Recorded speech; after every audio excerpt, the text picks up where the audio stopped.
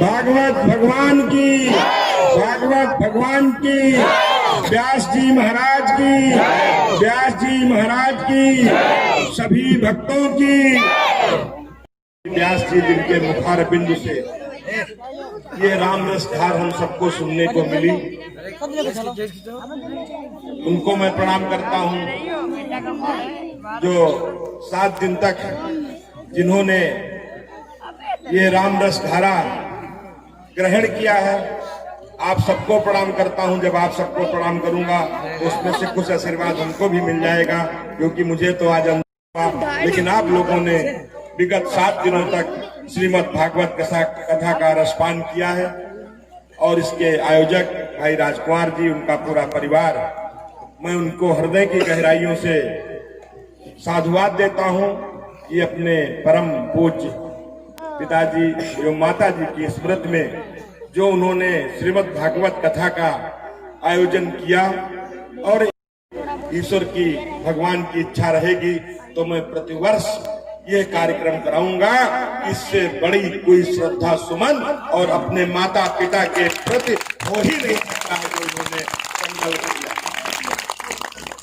ये सौभाग्य होता है जिन्होंने अपने ऐसे सपूत को जन्म दिया, और वो हम सब पूरे रेवसा वासियों को, क्योंकि मैं भी अब आपके यहाँ का ही निवासी हो गया। वैसे तो मैं गोमती नदी के किनारे का था, आज सरयू के नदी के, मुझे भी रहने का ही नहीं, पूरा सब सारी व्यवस्था ही यही हो गई, बदल गई। मैं इतना ही कहना चाहूंगा, ये जो दौर चल रहा है, फिर से त्रेता युग आने वाला है। राम नाम की लूट है, लूट सके तो लूट, अंत समय जब आएगा प्राण जाएंगे छूट। इसलिए राम नाम की रस धारा बह रही है। जग में 2 हैं सुंदर नाम, चाहे कृष्ण कहो या राम। कि 135 करोड़ देशवासी और इसके साथ साथ हिंदू समाज के विदेशों में 195 देश जो इस दुनिया के, उनमें बसे हुए भारत के सभी लोग। और आज जो 1537 में बाबर ने प्रभु राम के मंदिर को तोड़ने का काम किया था, आज भारत हमारे गृह मंत्री आदरणीय अमित शाह जी, उत्तर प्रदेश के यशस्वी मुख्यमंत्री आदरणीय योगी आदित्यनाथ जी, और हम सब भक्तों के द्वारा जो भगवान राम के नाम का ट्रस्ट बना। आज अभी व्यास जी ने कहा, आज बहुत कुछ बोला था, बस थोड़ा सा उसमें जोड़ करके व्यास जी के बाद बोलने का कोई विधायक का वो नहीं होता है। लेकिन ये हकीकत बात है, मैंने व्यास जी की तो वाणी नहीं सुनी, लेकिन मैंने जो पढ़ा है, मैंने जो, वो नारी के ही पास है।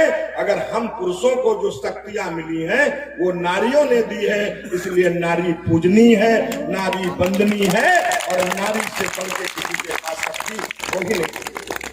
और ऐसा नहीं है सब कलयुग में है, सतयुग में भी है। जब राक्षसों का पूरा तरीके से राक्षसों का आतंक था, उस राक्षसों को अगर किसी ने मारा था तो नारी शक्ति ने ही मारा था।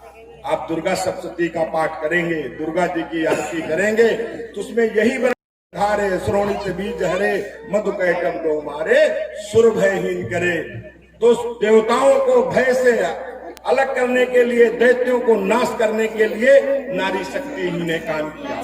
लेकिन मित्रों, उसके साथ भी है कि जब जब नारी का अपमान हुआ है, कितना भी कोई प्रभावशाली व्यक्ति हो, उसके घर में कोई बचा नहीं है। ये बात त्रेता युग में है। लंकापति राजा रावण ने जब माता जानकी के नारी का हरण किया था, तो इसलिए उस नारी का जो हरण किया था, उस नारी के हरण की वजह से 1 लाख पूत 1.25 लाख नाती का रावण किया।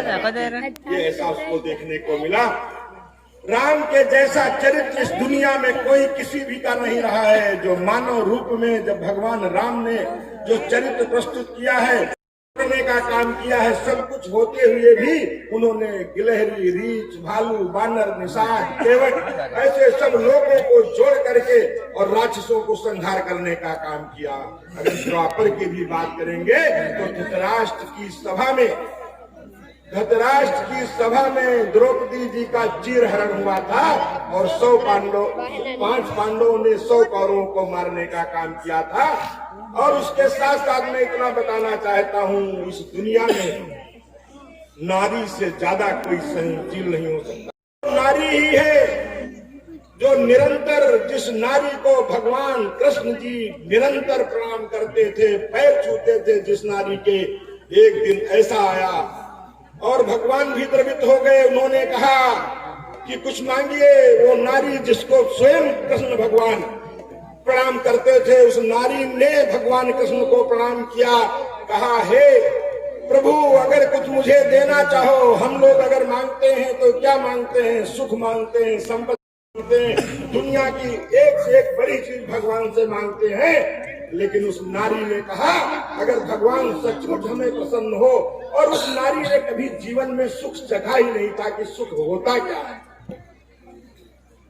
लेकिन मांग लो, जो मांगोगी मैं तुमको देने वाला हूँ। सोचिए जो जीवन भर सुख ही दुख चखा हो और एक अवसर मिल जाए भगवान से मांगने का, तो कितना बड़ा अगर हम लोग होते तो सुख मांगते। लेकिन उस नारी ने कहा हे माधो, हे केशव, हे प्रभु अगर मुझे कुछ देना है तो तुम दुख ही हमको दे दो। ऐसा कोई भक्ति हो सकता है? वो कोई दूसरा नहीं, वो भगवान कृष्ण की बुआ कुंती ही थी। तो कृष्ण जी ने कहा हे बुआ तुमने तो जीवन में कष्ट ही, जवानी में पति चला गया, बगैर शादी के कर्ण जैसा पुत्र जन्म ले लिया, उसका आपको झेलना पड़ा, और आगे गए वनवास, लाक्षागृह, देखते देखते कष्ट ही कष्ट, और उसके बाद फिर आपने मांगा। उन्होंने कहा हे केशव अगर मुझे कष्ट नहीं दोगे तो प्रभु मैं आपको भूल जाऊंगा, आपके रहते हुए मेरा कोई क्या कर सकता है। इसलिए जब अगर हमें कष्ट दोगे तो निरंतर हमें याद रहोगे, अगर सुख दे दोगे तो प्रभु मैं तुमको भूल जाऊंगी। ये अगर कहीं क्षमता और दूसरे में नहीं। इस भगवान राम के चित्रण करने का किसी ने काम किया तो गोस्वामी तुलसीदास जी।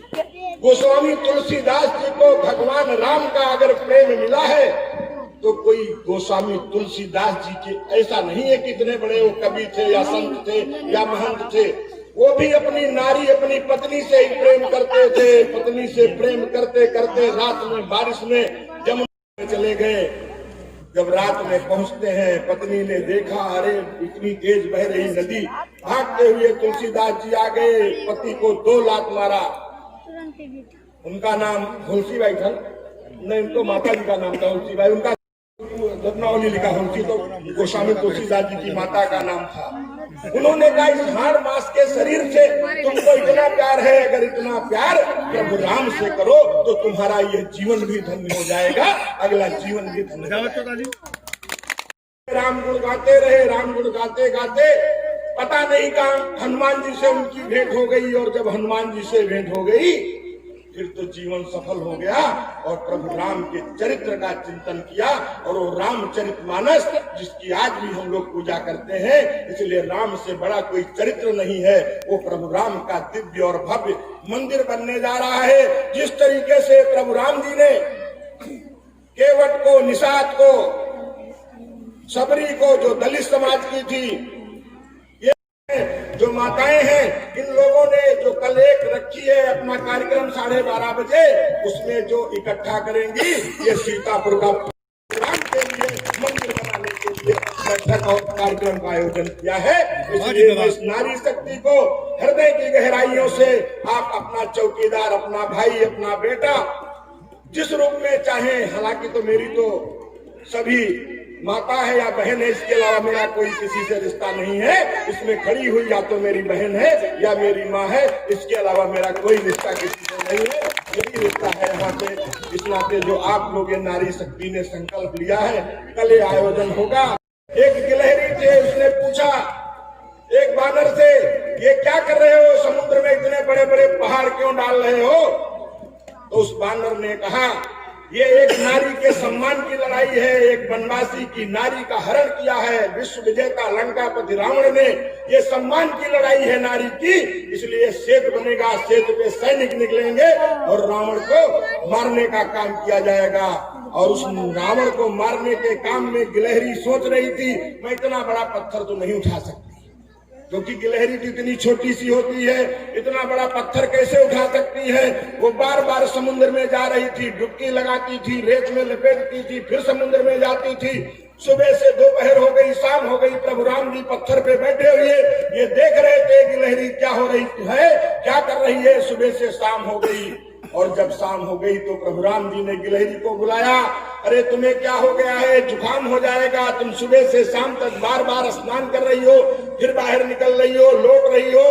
तो उसने कहा प्रभु एक नारी के सम्मान की लड़ाई है और जब नारी के सम्मान की लड़ाई में मैं पत्थर नहीं उठा सकती हूँ, लेकिन मैं अपने समुद्र में नहाने के बाद जब मैं रेत में लेटती हूँ तो कुछ न कुछ रेत मेरे लपेट करके उस समुद्र में जाता है। कुछ नहीं होगा, जो पत्थर की बीच की जो दराज है उसको मैं भरने का काम करूंगी। ये नारी के सम्मान की